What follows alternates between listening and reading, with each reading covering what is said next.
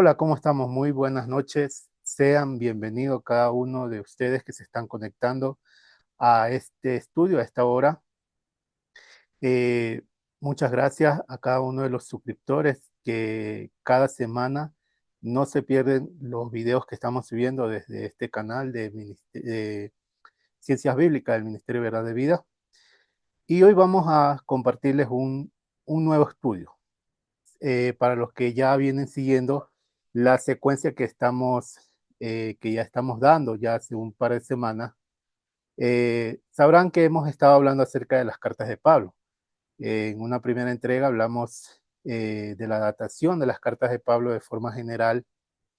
En la entrega anterior hablamos también de la carta a los romanos, haciendo un análisis histórico y crítico a la carta de los romanos, y hoy vamos a hacer lo mismo, pero vamos a estudiar una nueva carta. Vamos a hablar sobre Primera y Segunda de Corintios y haremos lo mismo, un análisis histórico crítico. Para los que se conectan por primera vez a estos estudios, darles la bienvenida, pedirles también que se suscriban a este canal, que le den me gusta a este video si les agrada la información que van a conocer en este video, en este estudio, y pues que también lo compartan, ¿no? Porque la información es para eso, para compartir, sobre todo para las personas que tienen ese deseo, ese anhelo de conocer un poco más acerca de las escrituras, acerca de la Biblia, ¿no? Sobre todo acerca del Nuevo Testamento, que es lo que estamos analizando, en este caso, las cartas paulinas, las epístolas paulinas. Bien, vamos a dar inicio a este estudio de antemano, invitarlos que se queden hasta el final de este estudio, y pues esperando que también esta información sea de agrado para muchos de ustedes. Y bien, ahí está la portada de este estudio.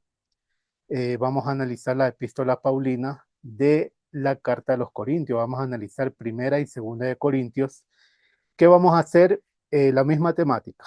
Vamos a analizar su contexto histórico, crítico, el entorno donde nace esta congregación. Vamos a también a estar analizando algunas ediciones tempranas que se hicieron de estas cartas, las primeras recopilaciones que también se tienen acerca de esta carta, y al final vamos a analizar algunas variantes textuales y una interpolación bastante notable, sobre todo de Primera de Corintios. Entonces, bien, vamos a iniciar. Bien, primero que todo, pues vamos a hablar sobre la datación de Primera de Corintios, ¿ya?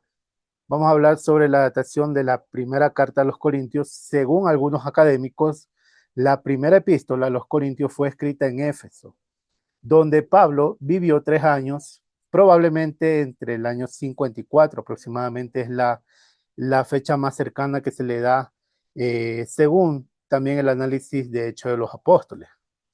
La primera epístola a los Corintios es una de las cartas más antiguas del Nuevo Testamento y una de las más citadas por los padres de la iglesia en los primeros siglos. Según la cronología, ¿no? Según la cronología de cuándo fue escrita cada carta, Corintios es la tercera carta escrita según la cronología, ¿no? En cuanto a los tiempos también. La primera carta fue Primera de Tesalonicenses, luego viene Gálatas y de ahí viene Corintios. Entonces, bien, pues estamos viendo que esta fue escrita en el año 54, y la segunda carta a los Corintios, ahí me olvidé de editarle, le he puesto primera, pero es la segunda carta a los Corintios. Esta fue escrita poco después, ¿no? Dice que poco después de haber escrito la primera carta a los Corintios, Pablo salió de Éfeso para llegar a Macedonia. Se le da una datación aproximadamente hacia el año 57 de la era común. Pablo menciona en esta carta que había tenido una visita dolorosa a Corinto, y que había enviado una carta anterior, lo que sugiere que hubo un intercambio de correspondencia. Quiere decir que antes de él enviar la carta tuvo que haber recibido una carta, la cual él respondió. y por eso nace estas cartas, ¿no? De primera y segunda de Corintios, para responder a algunas de las necesidades y problemáticas también que estaban aconteciendo en la ciudad, en este sector, ¿no? De Corintio, en esta congregación que se había formado en Corintio. Ahora vamos a hablar sobre el contexto histórico, ¿no? ¿Dónde nace esta congregación?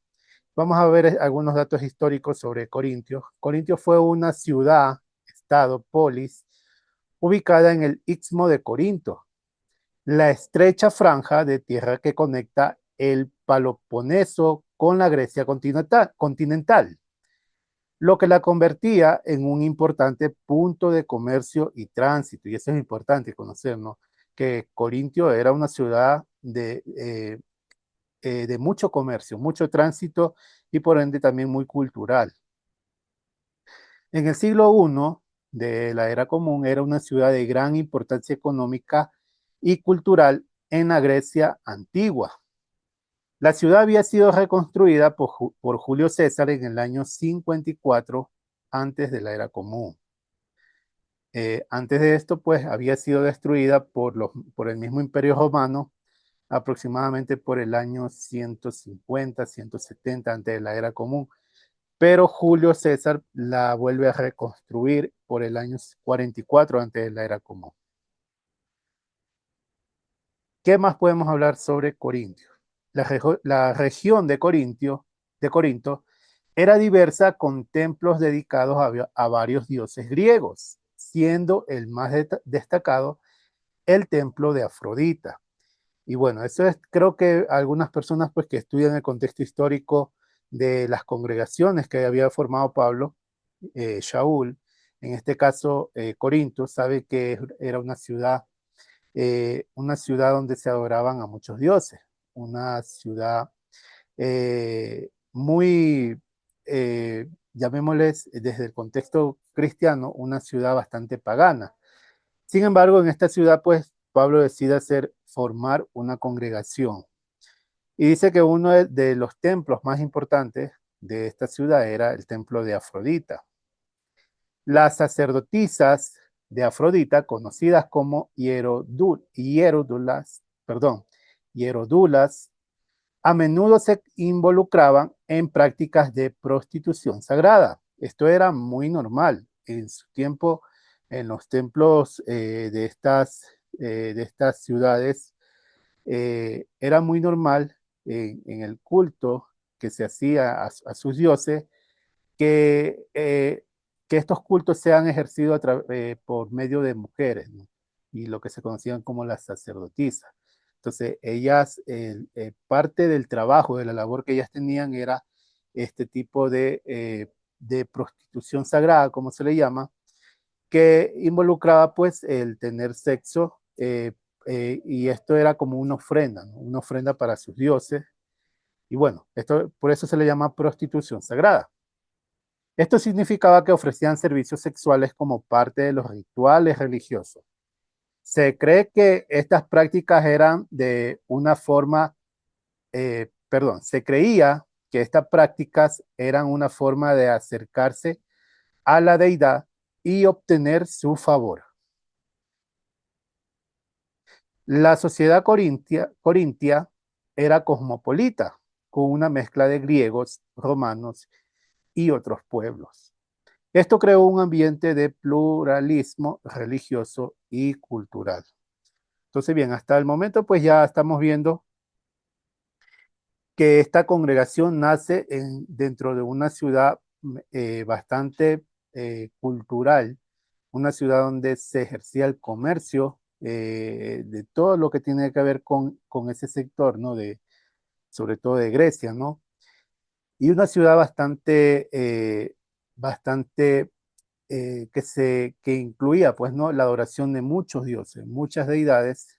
Sin embargo, pues, Pablo aquí crea una congregación, la que le llama la congregación, la comunidad de Corintios, y aquí es donde nacen varias problemáticas por las cuales Pablo, Shaul, escribe la carta que conocemos como Primera de Corintios y Segunda de Corintios. Entonces ahora vamos a continuar con el análisis crítico de esta carta. Bien. Vamos a hablar sobre algunas evidencias históricas en cuanto a lo que se conoce como la patrística.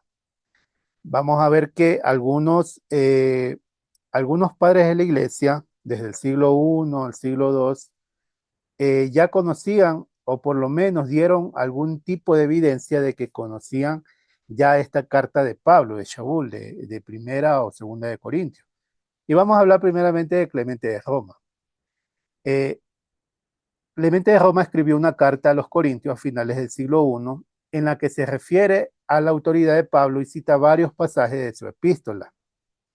Ignacio de Antioquía también, alrededor del año 110 de la era común, alude a la enseñanza de Pablo sobre el amor y la unidad en su carta a los Efesios. Ignacio de Antioquía escribe una carta a los Efesios y dentro de esta carta, según el análisis que se hace, él habla sobre algunas de las enseñanzas de Pablo. Policarpo de Esmirna, que hacia el año 135 de la era común, cita varias veces la primera epístola a los Corintios en su carta a los Filipenses. También tenemos a Ireneo de León en el siglo II, después de la era común, que usa la primera epístola de los Corintios como fuente para defender la fe ortodoxa contra las herejías gnósticas. Entre eso, pues creo, si no estoy mal, eh, hay una carta, ¿no? Que se llama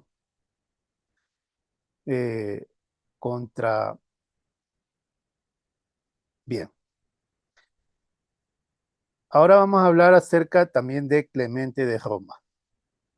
La primera epístola de Clemente es una epístola de finales del siglo I y va dirigida por Clemente de Roma a la comunidad de la ciudad griega de Corinto. ¿Y qué es lo que dice en primera de Clemente 47? Dice, tomen la carta del bienaventurado Pablo, el apóstol, que os escribió al principio del Evangelio. Ciertamente, bajo inspiración del Espíritu, os escribió acerca de sí mismo y de Kefas y de Apolo, porque incluso entonces habían formado partido. O sea, aquí Clemente pues nos da a conocer eh, que él conocía ya que en el tiempo de Pablo, de Shaul, se habían formado partidos dentro de la congregación de Corinto. Y bueno, como ya nosotros sabemos en el análisis de Primera de Corintios, algunos decían que eran de Pablo, otros que pertenecían a Apolo. Entonces esto ya era de conocimiento también de Clemente de Roma. Clemente de Roma, quien, según la tradición cristiana, se dice que era discípulo de Pedro y otros también dicen que era discípulo de Pablo. Entonces, es uno de los tres personajes que se conocen como los padres apostólicos. Entre ellos, pues, parte de los padres apostólicos también está Ignacio de Antioquía y Policarpo de Esmirna. Bien, entonces ya ahí estamos conociendo sobre todo de Primera de Corintios, ¿no? Quienes de los padres de la iglesia, quienes hablaron acerca de Primera de Corintios. Ahora vamos a ver también, vamos a ver algunos comentarios, evidencias patrísticas que hacen sobre la carta de segunda de Corintios. Y podemos hablar de esta obra que se llama Contramarción, el libro quinto, una obra que la crea este personaje llamado Tertuliano. Y dice lo siguiente, ahora bien, si el título de padre puede ser reclamado para el dios estéril de Marción. Recordemos que esta es una obra en contra de la doctrina marcionista. Entonces, habla sobre el dios que creía en este caso Marción, que era, según la teología de Marción, el Dios del Nuevo Testamento no tenía nada que ver con el Dios del Antiguo Testamento, y lo que está haciendo Tertuliano es haciendo una refutación a ese tipo de doctrina, ¿no? Entonces dice, ahora bien, si el título de padre puede ser reclamado por el Dios estéril de Marción, ¿cuánto más para el Creador? Hablando de el Creador del Antiguo Testamento, ¿no? A nadie más que a Él, que también es el Padre de misericordia. Y bueno, esta palabra, ¿no? El Padre de misericordia se alude que es tomada de 2 de Corintios 1:3. Y bueno, o sea, esto es una alusión. Algo que sí debemos tener claro es que hay algunos padres de la iglesia que sí citan textualmente algún verso de las cartas de Pablo, o bueno, de los evangelios, pero hay algunas citas que se toman como una alusión de que pudo haber tomado esa frase, esa palabra de alguna carta, de algún evangelio, y en este caso esto es una alusión, ¿no? De Tertuliano en su obra Contra Marción, quien habla, pues, se alude, se hace una alusión de que él está mencionando el Padre de Misericordia, que es lo que está escrito en 2 Corintios 1:3. Bien, ahora vamos a hablar también de Clemente de Roma. Clemente de Roma dice lo siguiente en su primera epístola de Clemente, primera de Clemente 34, del 1 al 2, dice lo siguiente. Por tanto, hermanos, es necesario que nos mantengamos en la unidad de la fe y en la paz, y que no nos dejemos llevar por la vanidad ni por la arrogancia, sino que seamos humildes y serviciales como nuestro Señor nos enseñó. Entonces también esta es una alusión de lo que está escrito en 2 Corintios 4:5. Y bueno, estas son las evidencias que tenemos, evidencia patrística en cuanto a primera y segunda de Corintios. Continuamos con la siguiente diapositiva y vamos a hablar sobre las ediciones tempranas. Algo que debemos saber para los que tal vez escuchan este tipo de estudio o esta información por primera vez, es que las cartas de Pablo normalmente no son como hoy en día nosotros las tenemos en nuestra Biblia, sino que fueron varias cartas incluso que en algún momento fueron unidas y se hicieron una sola carta, como por ejemplo Primera de Corintios o Segunda de Corintios, que es lo que vamos a ver ahora mismo, ¿ya? Vamos a ver que estas cartas no son como tal cual nosotros las vemos en la Biblia, sino que se hicieron unas funciones de cartas que llevó a que luego, al momento de hacer la canonización de las cartas de Pablo, pues ya estas cartas ya se conocían como Primera y Segunda de Corintios. Bien, entonces vamos a hablar sobre estas ediciones tempranas que muy probable se hicieron a finales del siglo I e inicios del siglo II. Por ejemplo, tenemos Primera de Corintios, que es una carta, una epístola que contiene 16 capítulos, al igual que la carta de los romanos. Y esta carta de Corintios, según el análisis que se le hace, se cree que esta carta no fue una sola carta, sino que fueron dos cartas que fueron fusionadas. Y esto no es una teoría actual, por si acaso. Esto es algo que se conoce desde 1900, por ejemplo, 1940, por ahí, ya se empieza a dar este tipo de conocimiento acerca de las ediciones que sufrieron las cartas de Pablo, y más o menos en ese tiempo se da a conocer que Primera de Corintios no es una sola carta, sino que fueron dos cartas que se fusionaron. Y por ejemplo, está la carta Estefanas, que es lo que hoy día nosotros podemos conocer como Primera de Corintios 11:2 hasta el 16:24. Y la carta a los de la casa de Chloe, que es lo que conocemos hoy en día como Primera de Corintios 1:1 hasta el capítulo 11:1. Entonces fueron dos cartas que se fusionaron y se hizo una sola carta que hoy en día conocemos como Primera de Corintios. Asimismo, Segunda de Corintios, según el análisis que se le hace a esta carta, se da evidencias de que esta carta fueron cuatro cartas que en algún momento se fusionaron, puede ser a finales del siglo I, a inicios del siglo II, y que actualmente pues es conocida así como Segunda de Corintios, ¿no? Pero esta es por ejemplo, esta Segunda de Corintios está formada por cuatro cartas. La primera carta va desde el capítulo 2 del verso 14 hasta, perdón, la primera carta va del capítulo 2 al verso 14, desde el verso 14 en adelante, hasta el capítulo 7, hasta el verso 4.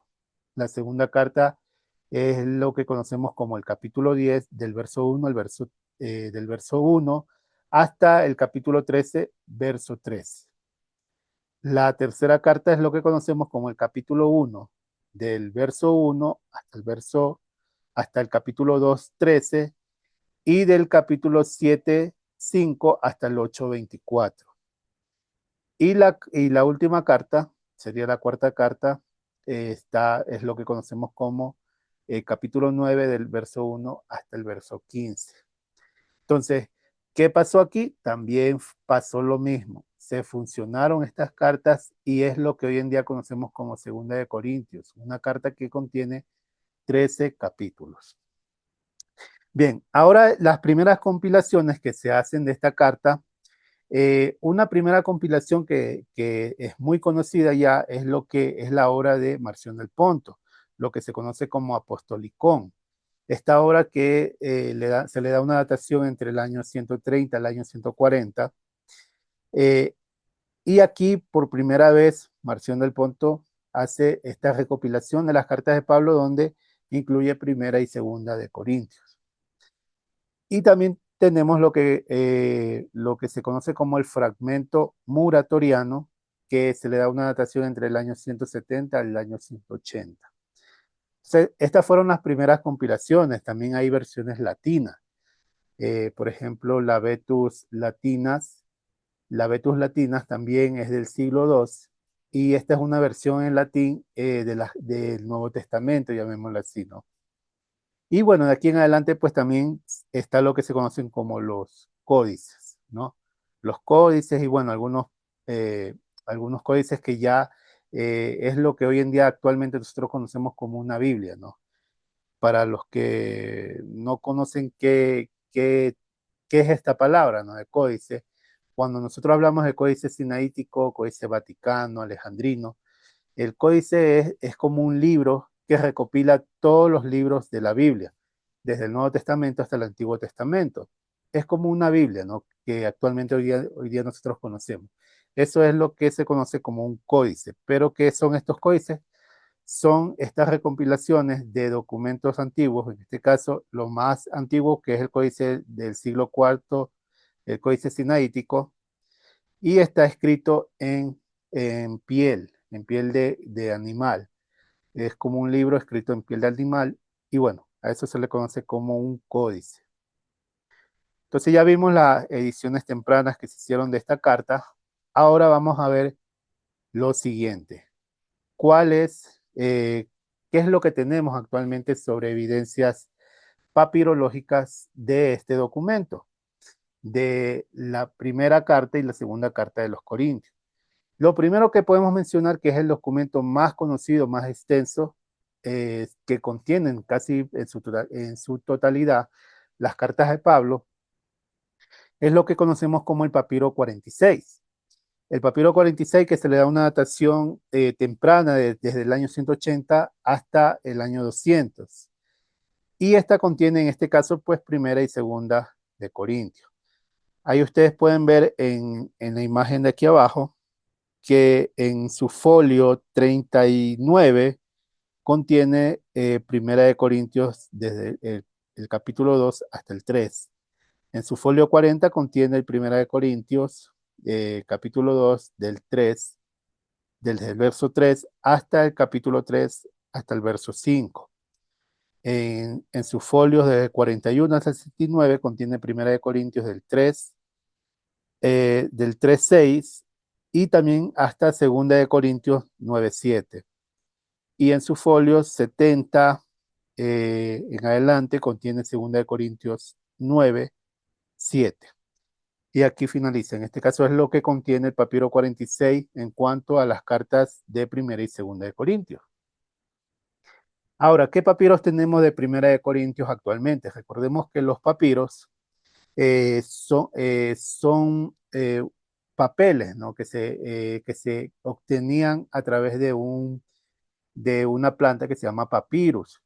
Y de esta planta pues se hacían este tipo de papel donde se escribían, en este caso pues hablando de las cartas de Pablo. Y actualmente lo que conocemos en cuanto a papiros, lo que se conoce en papiros, de las cartas de Pablo tenemos el papiro 11, en este caso de Primera de Corintios, ¿no? Tenemos el papiro 11, el papiro 14, el papiro 15, el papiro 34, el papiro 61, el papiro 68, el papiro 123 y el papiro 129 en cuanto a Primera de Corintios. ¿Y qué papiros tenemos sobre Segunda de Corintios? Podemos mencionar el papiro 34, el papiro 99, el papiro 117 y el papiro 124.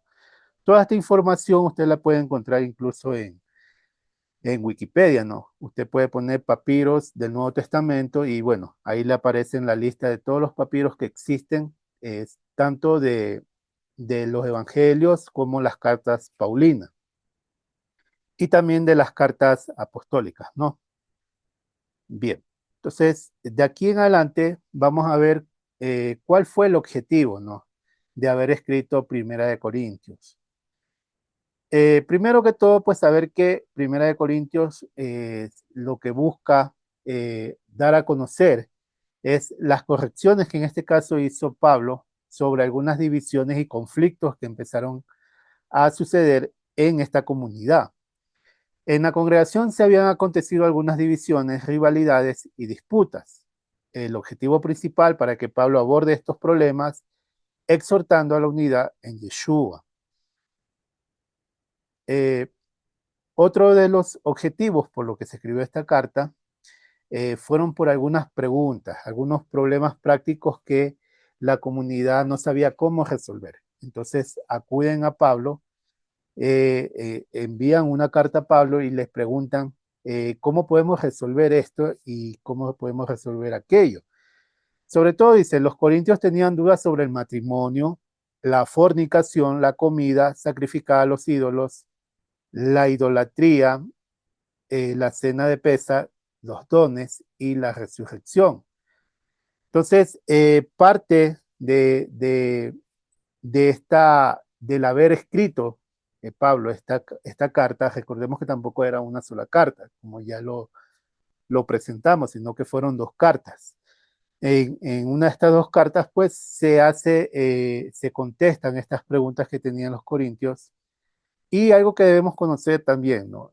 Esto, lamentablemente, pues desde el mundo académico no se lo conoce de la forma como nosotros lo vamos a dar a conocer, pero cuando nosotros analizamos las cartas de Pablo desde el contexto legal de la ley, de la Torá, de los mandamientos que se le dio al pueblo de Israel, nosotros vemos que ninguno de las soluciones que da Pablo a alguna problemática, nada se sale en cuanto a la ley. Por eso al final yo puse que todas estas soluciones que Pablo dio acerca de estas preguntas o problemáticas que empezaron a acontecer en la comunidad, fue todo analizando al contexto de la ley, de la Torá.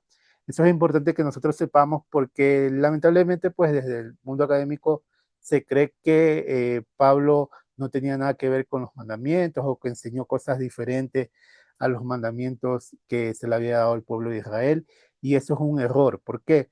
Porque no se entiende que algunos de los mandamientos que en este caso se guardaban los movimientos fariseos, eh, eran mandamientos que se conocen como obras de la ley, ¿ya? Mandamientos de hombres, tradiciones de los ancianos, como también se traduce en los evangelios, que era muy común que ellos guardaban como actualmente lo hace el judaísmo hasta este tiempo, ¿no? El judaísmo también tiene varios mandamientos que no tienen nada que ver con la Torá, que no están en la Torá, en la ley de Moisés, pero sin embargo ellos guardan esta como una costumbre.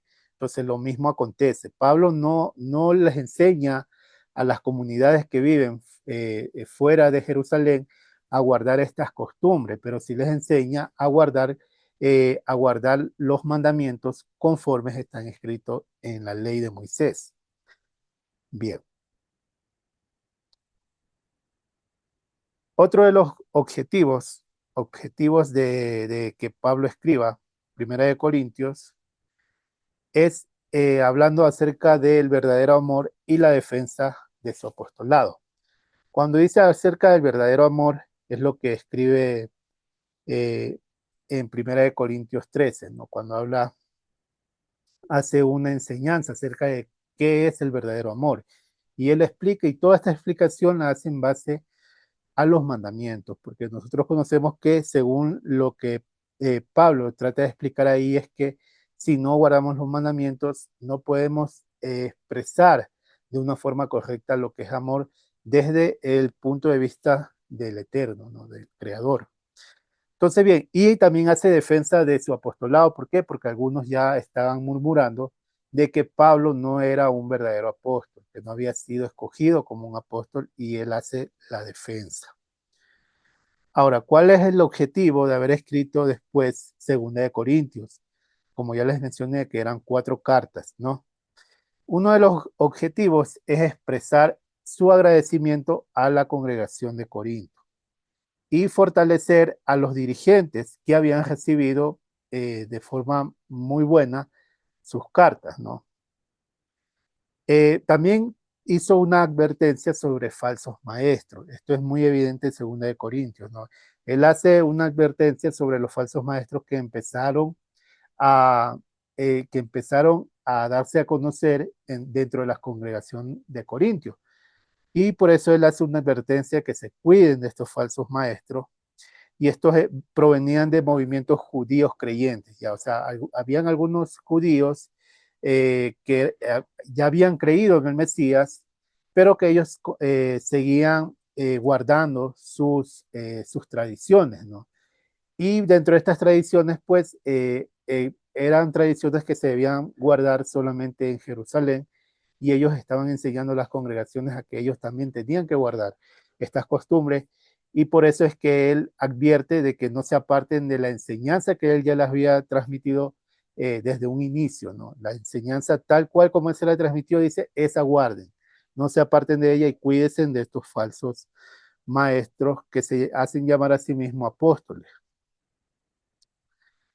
Y también, pues, obviamente, entendemos, ¿no? Que él hace una defensa a su apostolado y a la autoridad que se le otorgó como ministro de las buenas noticias. Entonces ya conocemos cuál es el objetivo, ¿no? En general, del por qué se escribe Primera y Segunda de Corintios, como ya he dicho antes, ¿no? Que desde el análisis crítico, desde el análisis literario que se le hace a las cartas, se sabe actualmente que eran 6 cartas que luego, pues, cuando ya se hace la canonización de estas cartas, ya se convierte en Primera y Segunda de Corintios, ¿no? Incluso ya desde el tiempo de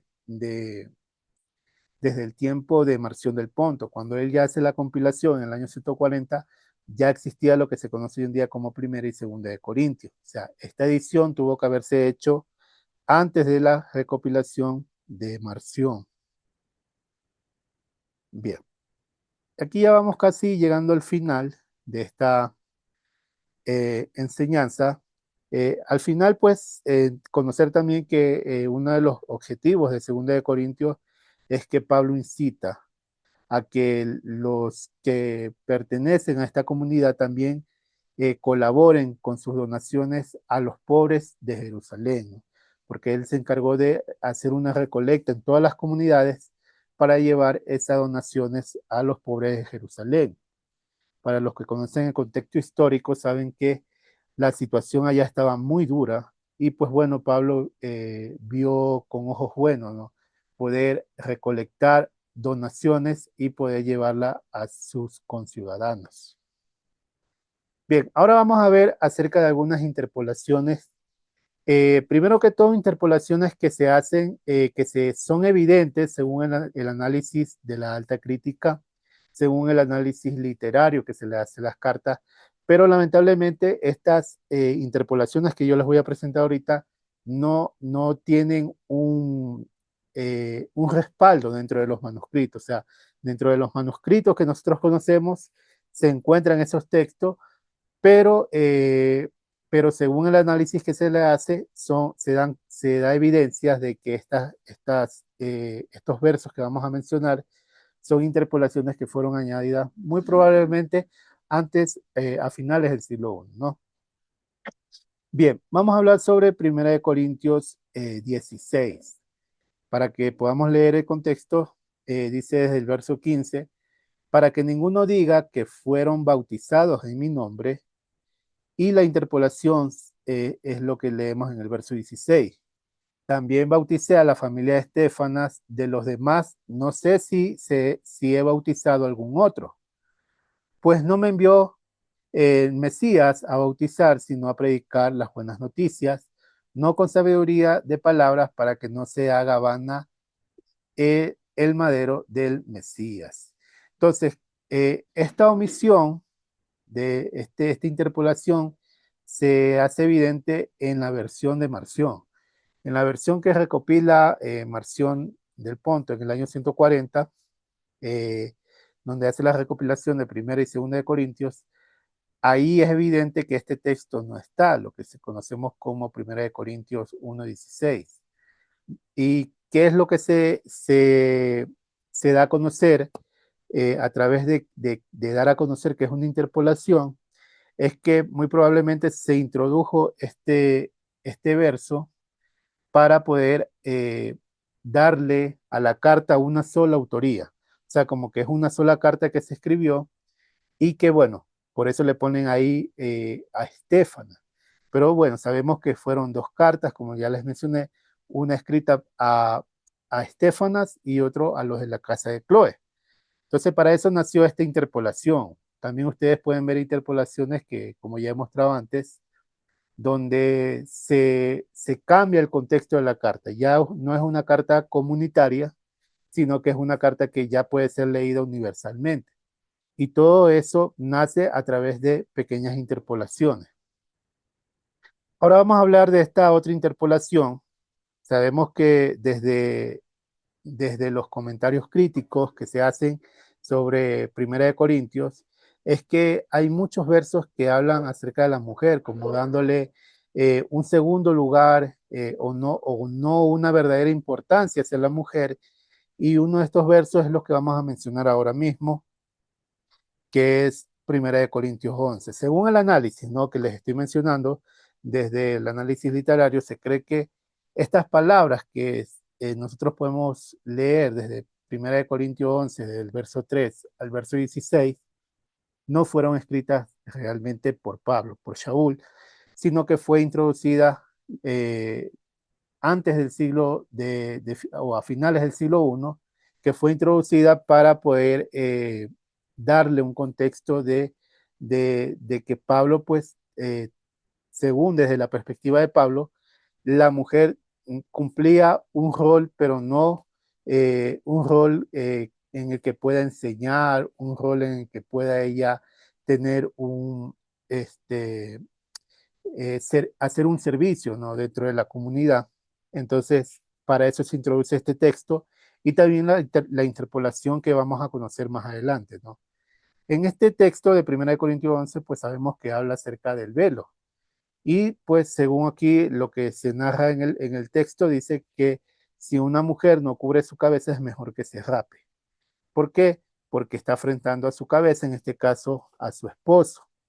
Entonces, bueno, son textos bastante polémicos, ¿no?, que hasta el día de hoy sirven como base fundamental para, para que la mujer dentro de los movimientos sean cristianos o incluso dentro de los movimientos judíos, que ellos no leen las cartas de Pablo, obviamente, pero es así como dentro de las religiones se manejan, ¿no? Que la mujer no tiene que tener un espacio dentro de las congregaciones, sino que ella, o sea, un espacio de servicio, llamémoslo así, dentro de las congregaciones, sino que ellas pues tienen que estar sometidas a su cabeza, ¿ya?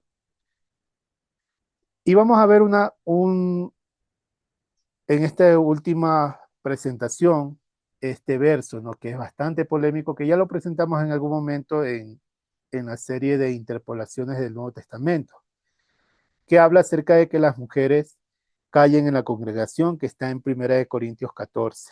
Y esto sí es bastante evidente, vamos a presentar la evidencia dentro de los manuscritos, que es un texto que fue interpolado dentro de las cartas de Pablo. Entonces, bien, eh, lo que está interpolado es el verso 34 y el verso 35. Entonces, ¿qué es lo que está interpolado? Dice, vuestras mujeres callen en las congregaciones porque no les he permitido hablar, sino que estén sujetas como también la ley lo dice. Y si quieren aprender algo, pregunten en casa a sus maridos, porque es indecoroso que una mujer hable en la congregación. Entonces, vamos a ver las evidencias.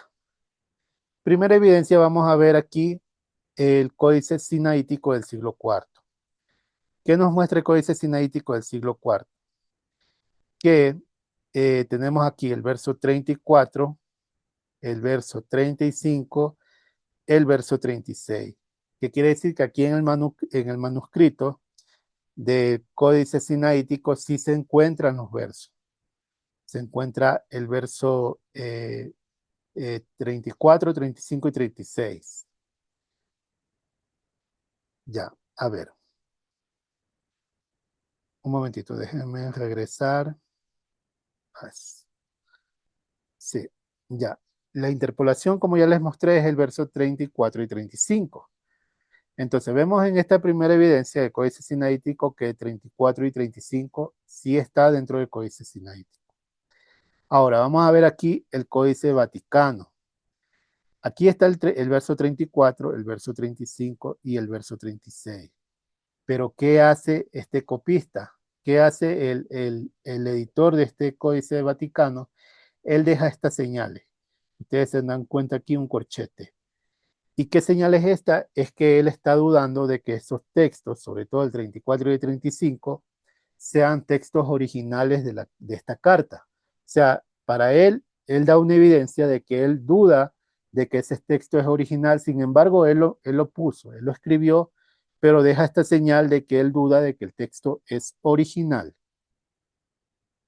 Ahora vamos al Codex Claromontanus del siglo V. Está codificado como el 06. Es un Codex Diglot.